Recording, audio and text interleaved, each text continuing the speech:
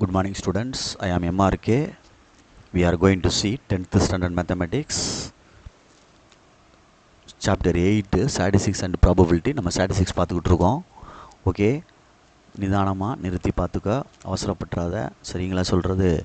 Right. 7th question, find the standard deviation of first 21 natural numbers அப்படின்னு கேட்டிருக்கு. Very very important sum for public, very very important, மறந்துடாத சொல்லிட்டேன். Okay, good. இதே மாதிரி அவங்க க்ரியேட்டடாக கேட்டாங்கன்னா கேட்பாங்க. 10ன்னு ஒரு சம் இருக்குது, 13ன்னு ஒரு சம் இருக்குது. இதில் ப்ரீவியஸ் 10th ஸ்டாண்டர்டில் இருக்குது, முன்னாடி பழைய ஓல்டு சிலபஸில் இருக்கும்.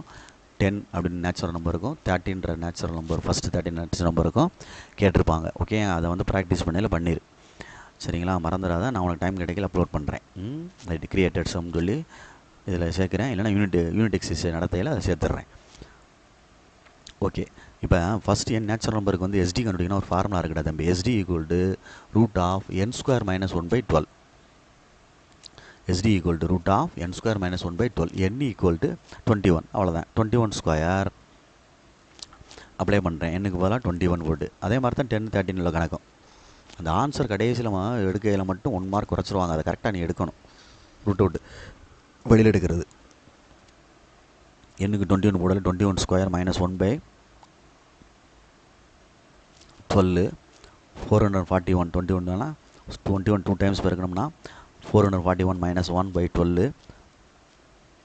அப்போ 440/12.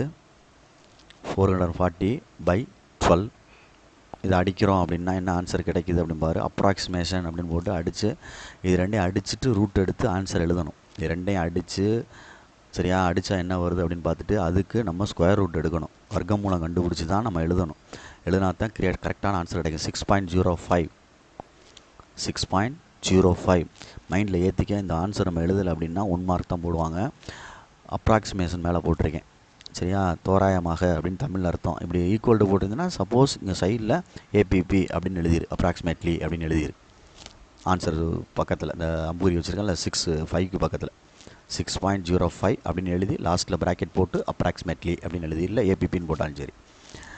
சரிங்களா சொல்கிறது? மறந்துடாத, இல்லைனா மார்க் கம்மி பண்ணிடுவாங்க. ரொம்ப இம்பார்ட்டண்ட்டான சம்பளா தம்பி. Okay, good. பார்த்து நிதானமாக செஞ்சுக்க. Very good. இந்த அடிச்சோட காட்டியிருக்கேன் பாரு. இன்னும் மினிமைஸ் பண்ணுவாங்க சில டீச்சர்ஸு. மினிமைஸ் பண்ணுறேன்னா பண்ணு. 110/3ன்னு வரும். Root of square root of 110/3.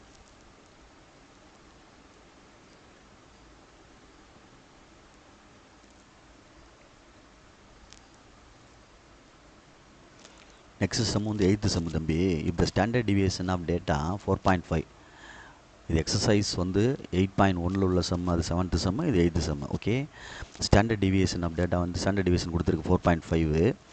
Each value ஒரு குரூப் ஆஃப் டேட்டாவுக்கு வந்துடா ஸ்டாண்டர்ட் டிவியேஷன் கண்டுபிடிச்சி ஆன்சர் கொடுத்துருக்கான் 4.5ன்னு. அந்த ஈச் டேட்டாவை வந்து ஒவ்வொரு டேட்டாவிலையும் டிக்ரீஸ்டு பண்ணுறாங்களாம். எவ்வளோவா? 5 டிக்ரீஸ்டு பண்ணுறாங்க. 5. சரியா சொல்கிறது? அதில் அழிச்சிட்றேன். அது ஒரு மாதிரியாக மார்க் பண்ண மாதிரி தெரியுது.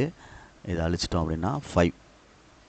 சரியா, அவள் 5 குறைக்கிறாங்க. குறைச்சா நியூ ஆன்சர் கிடைக்கும்ல. அது என்ன அப்படின்னு கேட்குறான். நான் என்ன சொல்கிறோம் புரிஞ்சுக்கோ. ஒரு ஸ்டாண்டர்ட் டிவியேஷன் ஆன்சர் கண்டுபிடிச்சிருக்கோம் குரூப் ஆஃப் டேட்டாவுக்கு.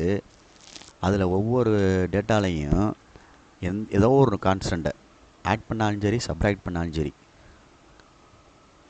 புரியுதா சொல்கிறது? அந்த ப்ரீவியஸ் ஆன்சர் தான் அப்படியே வரும், சேஞ்ச் ஆகாது ஸ்டாண்டர்ட் டிவியேஷன். நான் சொல்கிற புரியுதா?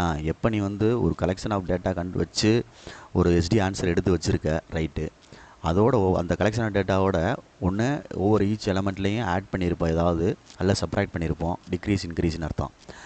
அப்போ புதுசாக வரும்ல ஆன்சர், அது என்ன ஆகும் அப்படின்றது தான் கேள்வி. இப்போ அதை ஆட் பண்ணால் சப்ராக்ட் பண்ணால் மாறாது அப்படின்ற அர்த்தத்தை புரிஞ்சுக்கும்.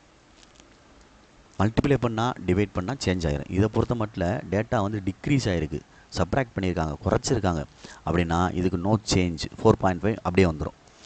அப்போ கிவன் ஸ்டாண்டர்ட் டிவியேஷன் வந்து 4.5. தர்ஃபோர் நியூ ஸ்டாண்டர்ட் டிவியேஷன் எழுதி 4.5 தான். 4.5 தான், வேறு எந்த மாற்றம் கிடையாது. 2 மார்க் சம். சப்போஸ் மல்டிப்ளை டிவைட்னு வந்தால் அந்த இது மாறிடும். சரியா சொல்கிறது? Right, good.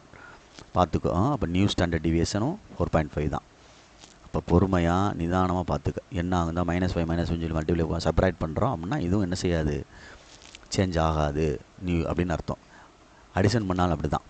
இதுதான் கேள்வி அவன் கேட்டிருக்கான். சரியா, பார்த்துக்க, நிதானமாக செஞ்சுக்க. ரைட். அடிஷன் பண்ணால் சப்ராக்ட் பண்ணால் நோ சேஞ்ச், நான் எழுதிட்டேன். மல்டிப்ளை பண்ணால் டிவைட் பண்ணால் சேஞ்ச். மல்டிப்ளை பண்ணால் அந்த நம்பரால் மல்டிப்ளை ஆயிரும், டிவைட் பண்ணால் அந்த நம்பரை டிவைட் பண்ணணும். ஓகேங்களா, குட். இது ரெண்டு நீ கான்செப்ட் நான் வச்சுக்கோ. ரைட். நெக்ஸ்ட் கொஸ்டின் வந்து 9th கொஸ்டின். அதே மாதிரி தான் 8.1ல் 9th கொஸ்டின். கிவன் வந்து ஸ்டாண்டர்ட் டிவியேஷன் வந்து ஒரு குரூப் ஆஃப் டேட்டாக்கு வந்து 3.6ன்னு கொடுத்துட்டான். அந்த ஈச் வேல்யூ இருக்குது பற்றியா, ஒவ்வொரு டேட்டா அந்த குரூப் ஆஃப் டேட்டாவில் உள்ள வேல்யூ ஈச் வேல்யூ அதை வந்து என்ன செய்கிறான் அப்படின்னா அவன் டிவைட் பண்ணுறான் 3ஆல். அப்புறம் நியூ எஸ்டி என்னன்னு கண்டுபிடிக்க சொல்கிறான். அப்போ அந்த ஆன்சரும் என்ன ஆயிடுது, டிவைட் ஆயிரும், சேஞ்ச் ஆகும்ல. அப்போ நியூ எஸ்டின்னு சொல்லிட்டு 3ஆல் டிவைட் பண்ணிடு ஆன்சரை. 3ஆல் டிவைட் பண்ணிவிட்டால் என்ன கிடைக்கும், new SD is equal to 3.6/3. அப்போ 1.2 அப்படின்னு அர்த்தம். 1 3 is 3, 2 3s are 6. சேஞ்ச் ஆயிரும், டிவைட் ஆயிரும். மல்டிப்ளை பண்ணச்சுன்னா மல்டிப்ளை பண்ணி எழுதிரு. ஓகேங்களா, இதுதான் நியூ எஸ்டி. வேரியன்ஸ் கேட்டால் ஸ்கொயர் பண்ணிடணும். வேரியன்ஸ் கேட்டால் SD is equal to root வேரியன்ஸ்னு அர்த்தம். எஸ்டி இஸ் ஈக்குவல் டு என்னது, ரூட் வேரியன்ஸ் அப்படின்னு அர்த்தம். சரியா, மறந்துடாத. Right, good.